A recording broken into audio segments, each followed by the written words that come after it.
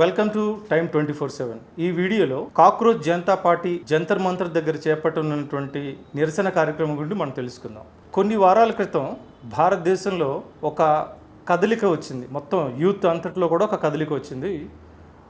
Chief justice of India చేసినటువంటి కామెంట్కి react అయినటువంటి కొందరు యువకులు ఒక సెటైరికల్ పార్టీగా బీజేపీని అనుకరిస్తూ సీజేపీ అని పెట్టారు. Cockroach Janata party. Chief justice of India భారతదేశ యువకుల్ని కాక్రోచ్తో పోల్చి అవమానించారు.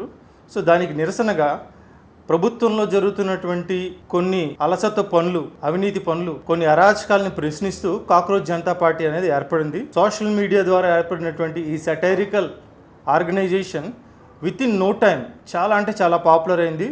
కోట్లాది మంది ఈ సోషల్ మీడియా అకౌంట్స్లో ఫాలోవర్స్గా మారి వీళ్ళు ప్రశ్నిస్తున్నటువంటి ప్రశ్నలన్నీ కూడా సమంజసమైనవే, ప్రభుత్వాన్ని నిలదీయాలి, మీ వెనకతలు మేమున్నాం అంటూ వాళ్ళ సోషల్ మీడియా అకౌంట్స్కి చాలా లైక్స్ గట్రా వచ్చాయి. అది మనం రీసెంట్గా కొన్ని వారాలుగా చూస్తూనే ఉన్నాం. అక్కడి నుంచి ఈ ఊహించినటువంటి ఆదరణ లభించింది. ట్విట్టర్ అకౌంట్ కానీ, ఫేస్బుక్ అకౌంట్ కానీ, ఇన్స్టా అకౌంట్ కానీ, మొత్తం ఈ సోషల్ మీడియా అకౌంట్స్ అన్నింటిలో కూడా వాళ్ళు పెడుతున్నటువంటి పోస్టులు అన్నిటికీ కూడా దేశవ్యాప్తంగా ఉన్నటువంటి యువతలో ఒక కదలిక వచ్చింది, సంచలనంగా మారింది. దేశవ్యాప్తంగానే కాకుండా ప్రపంచవ్యాప్తంగా ఉన్నటువంటి భారతీయ యువకులు ఎవరున్నారో ఈ భారతదేశంలో జరుగుతున్నటువంటి ఈ కార్యక్రమాలకి వాళ్ళు తమ మద్దతును తెలిపారు. పర్టికులర్గా చూసుకున్నట్టయితే ఒక 25 లక్షల మంది రాసినటువంటి నీట్ ఎగ్జామ్, ఆ నీట్ ఎగ్జామ్ పేపర్ లీక్ అవ్వడం, అక్కడి నుంచి జరుగుతున్నటువంటి అవకతవకలు, ఈ ప్రభుత్వ వ్యవస్థలో ఉన్నటువంటి లోపాలను ఎత్తి చూపి ప్రతిపక్షం ఉన్నప్పటికీ కూడా ప్రతిపక్షం చేస్తున్నటువంటి ఎఫర్ట్స్ వల్ల వాళ్ళు నిలదీస్తున్నటువంటి ఆ ఎఫర్ట్స్ కూడా ప్రభుత్వంలో ఎటువంటి కదలిక రావడం లేదు. ప్రభుత్వం నుంచి ఒక అకౌంటబిలిటీ అనేది లేకపోవడంతో దానికి ఒక ఆల్టర్నేటివ్గా ఉండాలి, మనం ప్రశ్నించాలి, ఈ దేశ యువతకి ఏం జరుగుతుంది, న్యాయం జరగాలి, లక్షలాది మంది రాసేటువంటి ఎగ్జామ్ పేపర్ లీక్ అవ్వడం ఏంటి, ఇంత కోట్లాది మంది ఉన్నటువంటి భారతదేశంలో ఇటువంటి అవకతవకలు లేకుండా ఎగ్జామ్స్ జరపలేమా అని డిఫరెంట్ క్వశ్చన్స్ వాళ్ళు ప్రభుత్వాన్ని ముందు ఉంచారు. ఆ సోషల్ మీడియా అకౌంట్స్లో ఎప్పటికప్పుడు పోస్ట్ చేస్తున్నారు. వాళ్ళ ప్రశ్నలన్నిటికీ కూడా ప్రభుత్వం నుంచి ఎంతో వాళ్ళకి సహకారం లభించింది. సో ఇది అంతటినీ కూడా ఇంకా స్ట్రీమ్లైన్ చేయాలి, ఇంకా ఆర్గనైజ్డ్గా ఉండాలి అని భావించినటువంటి ఈ టీం అంతా కూడా, కాక్రోచ్ జనతా పార్టీ టీం అంతా కూడా జంతర్ మంతర్ వద్ద ఓ నిరసన కార్యక్రమం తెలపాలని చెప్పి డిసైడ్ అయింది. జూన్ 6వ తారీఖున మరికొన్ని గంటల్లో జూన్ 6వ తారీఖున జంతర్ మంతర్ వద్ద నిరసన కార్యక్రమం తెలపాలని చెప్పి డిసైడ్ అయింది. ప్రభుత్వానికి వ్యతిరేకంగా, ప్రభుత్వాన్ని పర్టికులర్గా education department, central education department ఏం చేస్తుంది, ఇన్ని రకాల అవకతవకలు జరుగుతున్నప్పుడు అకౌంటబిలిటీ అనేది ఉండాలి. ఎవరి మీద చర్యలు తీసుకుంటున్నారు, ఈ సమంజసంగా ఉందా, ప్రభుత్వం తీసుకుంటున్నటువంటి చర్యలు సమంజసంగా ఉన్నాయా లేదా అనేటువంటి ప్రశ్నలతో వాళ్ళంతా కూడా ఏకం కావడానికి డిసైడ్ అయ్యారు. పర్టికులర్గా చూసినట్లయితే కాక్రోచ్ జనతా పార్టీ అనేది కొన్ని వారాల క్రితం స్టార్ట్ అయింది. దీనికి అభిజిత్ దిప్కే అనేటువంటి ఒక భారతీయ యువకుడు స్టార్ట్ చేశాడు. ప్రస్తుతం అతను అమెరికాలో ఉన్నాడు. ఒక మంచి లుక్రేటివ్ జాబ్, మంచి జీతం వచ్చేటువంటి ఒక జాబ్లో ఉన్నాడు. ఆ జాబ్ని వదిలేసుకొని అతను ఈ స్టూడెంట్స్ అందరినీ కూడా ఒక యూనిటీగా తీసుకొచ్చి ప్రభుత్వాన్ని నిలదీయాలనే ఉద్దేశంతో భారతదేశం వస్తున్నాడు. 6వ తారీఖున మన ఢిల్లీ ఇంటర్నేషనల్ ఎయిర్పోర్ట్కి వస్తున్నాడు. వచ్చే క్రమంలో తనని ఆదరించడానికి, తనని స్వాగతం పలకడానికి ఎటువంటి ప్రయత్నాలు చేయొద్దని చాలా స్పష్టంగా సోషల్ మీడియా ద్వారా అపీల్ చేశాడు.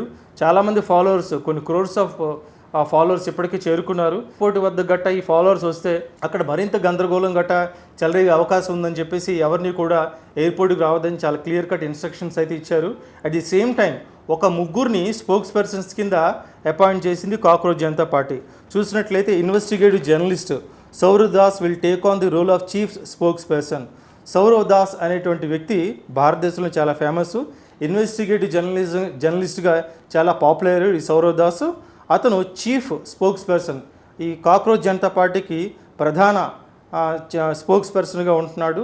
అలాగే political researcher, author and film maker Vijeta Dahiya ఇతను కూడా చాలా పాపులరు, పొలిటికల్ రీసెర్చరు, చాలా 2 పుస్తకాలు రాశాడు, కొన్ని సినిమాలు కూడా నిర్మించాడు అతను ఈ పార్టీకి, కాక్రోచ్ జనతా పార్టీకి స్పోక్స్ పర్సన్గా వ్యవహరిస్తున్నాడు. అలాగే Ashutosh Ranka will also take the role of spokesperson. So ఒక ముగ్గురు స్పోక్స్ పర్సన్ని కాక్రోచ్ జనతా పార్టీ నియమించింది. వాళ్ళ ముగ్గురు కూడా కొన్ని గంటల క్రితం ఢిల్లీలో ఒక ప్రెస్ మీట్ నిర్వహించారు. చాలా ప్రశ్నలు లేవనెత్తారు. చాలా ప్రశ్నలు లేవనెత్తి ప్రభుత్వం మరొకసారి ఎడ్యుకేషన్ వ్యవస్థ, ఈ విద్యా వ్యవస్థలో ఏం జరుగుతుంది, ఈ లోపాలని ఎప్పటికీ సవరిస్తారు. ఇప్పటికే మన భారతదేశంలో చాలా గత కొన్ని సంవత్సరాలుగా చూసుకున్నట్లయితే పేపర్ లీకేజీ వ్యవహారాలు అనేవి చాలా సర్వసాధారణంగా మారే. ఎవరి మీద కూడా కొన్ని కఠినమైన చర్యలు తీసుకోకపోవడంతో ఇవి ఎలా కొనసాగుతూనే ఉన్నాయి. తెలంగాణలో చూసాం, చాలా రాష్ట్రాల్లో చూసాం. ఈ విద్యా వ్యవస్థ ఎంత కీలకమైనది, దేశానికి ఆయువు పట్టులాంటిది. అటువంటి విద్యా వ్యవస్థలో జరుగుతున్నటువంటి ఈ లోపాలన్నింటినీ కూడా సవరించడానికి ప్రభుత్వం ఏం చేస్తుంది అనేటువంటి కాన్సెప్ట్తో ప్రభుత్వాన్ని గట్టిగా నిలదీయాలని చెప్పేసి వీళ్ళందరూ ఏకవుతున్నారు. ఢిల్లీలో జంతర్ మంతర్ దగ్గర ఆ నిరసన కార్యక్రమాన్ని చేస్తున్నారు. ఇప్పటికే గవర్నమెంట్కి చాలా క్లియర్ కట్గా చెప్పారు, మేము ఎటువంటి హింసాత్మక చర్యలకు పాల్పడడం లేదు, చాలా శాంతియుతంగా నిరసన తెలియజేస్తాం, మా తాలూకా ప్రశ్నలు లేవలెత్తుతాం, దీనికి జవాబుదారు ఎవరు అనేటువంటి మాత్రమే మేము ఆడడానికి ఇక్కడ గ్యాదర్ అవుతున్నాం అనేటువంటి విషయం చాలా క్లియర్ కట్గా వాళ్ళు స్పష్టం చేశారు. సభ ఏర్పాటు నిరసన కార్యక్రమం జరపడానికి పోలీస్ అథారిటీ నుంచి పర్మిషన్ కోసం రిక్వెస్ట్ లెటర్ కూడా పెట్టారు. అది వస్తుందో రాదనే చిన్న డైలమాలో ఉంది. ఒకవేళ ఎటువంటి అవాంతరాలన్నింటినీ తొలగించుకొని అక్కడ నిరసన కార్యక్రమం జరిగితే మాత్రం ఇది ఒక దేశంలోని ఒక చెప్పుకోదగ్గ పరిణామంగా మారుతుంది. ఎందుకంటే నిన్న వాళ్ళు లేవనెత్తిన ప్రశ్నలే చాలా ఉన్నాయి. చాలా అంటే చాలా, దాదాపుగా వాళ్ళు లేవనెత్తిన ప్రశ్నలు ఒక 45 మినిట్స్ పాటు ఆ ముగ్గురు స్పోక్స్ పర్సన్స్ నిర్వహించినటువంటి ఆ సమావేశంలో ఎక్కువగా విలేకరులు అడిగినటువంటి ప్రశ్నలకే సమాధానం ఇచ్చారు. మన ప్రభుత్వంలో చూసినట్లయితే ప్రభుత్వంలో పెద్దలు కొందరు విలేకరులను ఎప్పుడు ఫేస్ చేయరు. జర్నలిస్టులు అడిగినటువంటి ప్రశ్నలకు నేరుగా ఎదుర్కొని సమాధానం చెప్పేటువంటి పెద్దలు కేంద్ర ప్రభుత్వంలో అసలు లేరు.